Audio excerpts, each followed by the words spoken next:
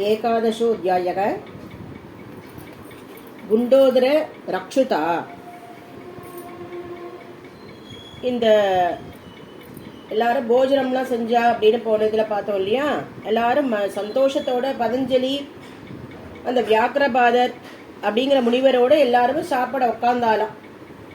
விதவிதமான சாப்பாடுகள், அறுசுவை உணவுன்னு சொல்வா இல்லையா. அதுல எல்லாமே தங்க பாத்திரங்கள்ல பெண்கள்லாம் உபச்சரிச்சு பரிமாறுறா. எல்லாரும் ஆனந்தமா சாப்பிட்டு எல்லாரும் தாம்பூலம் வாங்கிண்டு கல்யாணத்துக்கு வந்தவாலாம் கிளம்புறா. மன்னர்கள், தேவர்கள், கந்தர்வர்கள் அப்படின்னு அவெல்லாம் எல்லாரும் சாப்பிட்டு முடிச்சாச்சு. ஏகப்பட்ட சாமான் மிஞ்சு போயிடுத்தான். சமையல்காரர் இந்த காஞ்சன மாலை கிட்ட வந்து சொல்றா, பூதநாதனோட பூதகணங்கள்லாம் நிறைய வருவா அப்படின்னு ஏகப்பட்டது சமைச்சிட்டோம், இப்ப என்ன பண்றது, எல்லாம் மிஞ்சி போச்சே அப்படின்னு கேட்டாராம். அப்போ காஞ்சன மாலையும் தேவியும் நிறைய செஞ்சதுனால கொஞ்சம் பெருமையா இருந்திருக்கா. ரொம்ப நேரம் நடந்திருக்கு இல்லையா கல்யாணம். அப்ப தேவி என்ன பண்றா, தோழிமாரோட போய் அன்ன பதார்த்தங்கள்லாம் பாக்குறா, எவ்வளவு மிஞ்சி போயிருக்கு அப்படின்னு. எல்லாம் ஏகப்பட்ட மிஞ்சி போயிருக்கு. அப்புறம் திருப்பி சுவாமி கிட்ட வந்து சொல்றா, இது என்னது, இது உங்க வீட்டுல விருந்தினர்கள்லாம் கெஸ்ட் எல்லாம் இவ்வளவுதானா, நிறைய பேர் வருவான்னு நிறைய சமைச்சு வச்சு எல்லாம் மீஞ்சு போயிடுதே அப்படின்னாலாம். உடனே இந்த சுந்தரேச பெருமாளுக்கு மீனாட்சி தேவியோட கொஞ்சம் விளையாண்டு பார்க்கணும்னு ஒரு ஆசை வந்துட்டு மனசுல. ஓ, கர்ப்பத்துல இது மாதிரி நீ சொல்றியா, நீயே அது மாதிரி ஏற்பாடு பண்ண, அதுக்கு நான் என்ன பண்றது அப்படின்னாராம். அப்புறம் பக்கத்துல இந்த குண்டோதரன் தானே வந்துட்டு இருந்தான், அவருக்கு அந்த சாமரை வச்சுண்டு. அந்த குண்டோதரனை ஒரு பார்வை பார்த்தாராம்.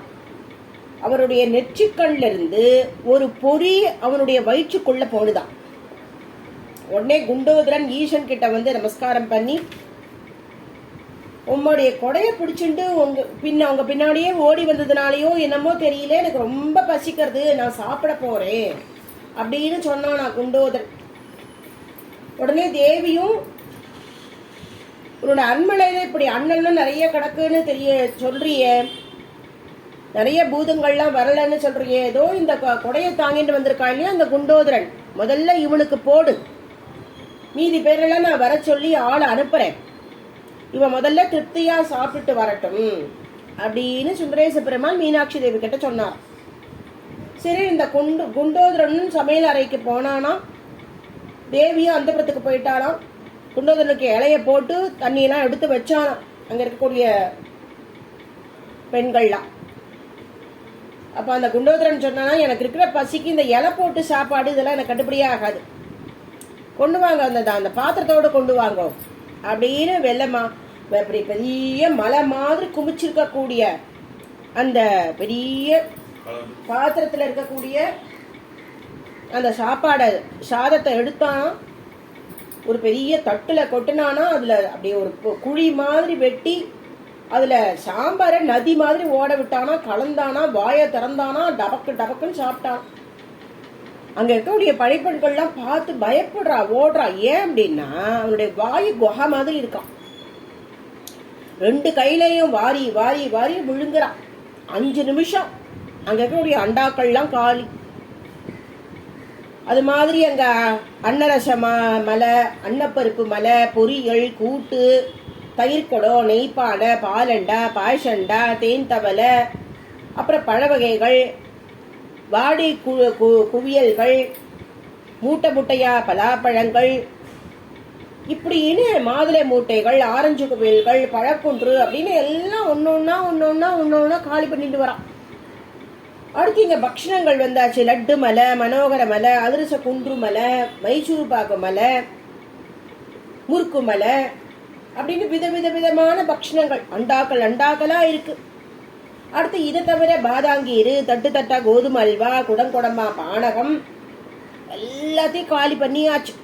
பாத்திரம்லாம் அப்படி காலி பண்ணி அப்படி உருட்டி விடுறாங்க. அடுத்து ராத்திரிக்கு சமையலுக்காக வச்சிருக்காங்க பரங்கிக்காய், பூஷணிக்காய், தேங்காய், மாங்காய் அப்படி இல்லை, அதையெல்லாம் காலி பண்ணாங்க. அதுக்கப்புறம் கஞ்சித்துல இருந்து தானியங்கள்லாம் கொண்டு வச்சிருக்கா, அரிசி, பருப்பு, கோதுமை, உளுந்து, பயிறு அப்படின்னு அதையும் சாப்பிட்டானா. எதுதான் சாப்பிடுறதுன்னு கணக்கு இல்ல, எல்லாத்தையும் சாப்பிட்டு எல்லாத்தையும் காலி பண்ணிட்டானோ. பயந்து போயிட்டேன். எல்லாரும் இந்த பரிமாறக்கூடிய பெண்கள்லாம் ஓடி வந்து தேவி கிட்ட சொல்றா, தேவி தேவி அந்த குண்டோதரனுக்கு இங்க சமைச்சு வச்சதே பத்தல, இருக்கிற சாமான் செட் எல்லாத்தையும் சாப்பிடுறான், ஒன்னும் பாக்கி இல்லை, என்ன ஆச்சரியமா இருக்கு. ஆனாலும் அந்த குண்டோதரனுடைய வயிறு என்னமோ ஒட்டியாதான் இருக்கு, ஒட்டிண்டு இருக்கு. அது என்ன வயிற்றுல என்ன அக்னி இருக்கா, என்னது வயிறா குதிரா தெரியலையே அப்படின்னு சொன்னாலாம். உடனே தேவி கலங்கி போயிட்டாலாம். சுவாமி கிட்ட வந்தாலாம், எப்படி தொடங்குறதுன்னு தெரியல, சுவாமி கிட்ட எப்படி ஆரம்பிக்கிறதுன்னு. சுவாமி என்ன பண்ணாராம், அப்படியே தெரியாத மாதிரி இருந்துட்டு இருந்தாராம். என்ன தேவி, குண்டோதரன் சாப்பிட்டு முடிச்சாச்சா? அடுத்த தவாலாம் சொல்லி அனுப்பிச்சிருக்கேன், மீதி பேர்லாம் வரப்போறா, சிவகணங்கள்லாம் வரப்போறா, ஆள் அனுப்பியிருக்கேன், இதோ வந்துடுவா அப்படின்னு சொன்னாராம் குறும்பா. பார்த்தாலாம் தேவி, அடாடா சுவாமி வேண்டாம், அந்த குண்டோதரனையே சமாளிக்க முடியல, தரவேன் இருக்கா இவாள்லாம், ஒருத்தரையும் சமாளிக்க முடியல, அப்படி மீதி பேர்லாம் வந்தா என்ன ஆகுறது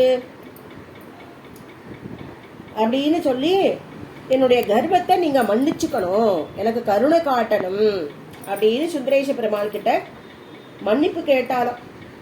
நல்ல வேலை ஒரு பூதத்தோட வந்தா, இன்னொரு பூதத்தை வந்திருந்தா இந்த ஊரையே சாப்பிட்டுருக்கும் அப்படின்னு அந்த ஊர்க்காரெல்லாம் பேசின்றது காதல விழுந்துதான். என்னுடைய திருவிளையாடல் இது போதுமா, இன்னும் வேணுமா அப்படின்னு கண்களால கேட்டாரா சுந்தரேஷ பெருமாள். அந்த வடாக்னின்னு சொல்வா இல்லையா, அந்த பொரியதான் குண்டோதரனுடைய வயிற்றுல தன்னுடைய நெற்றியில இருந்து அனுப்பிச்சாராம் சுந்தரேச பெருமாள். இது 7வது திருவிளையாடல்.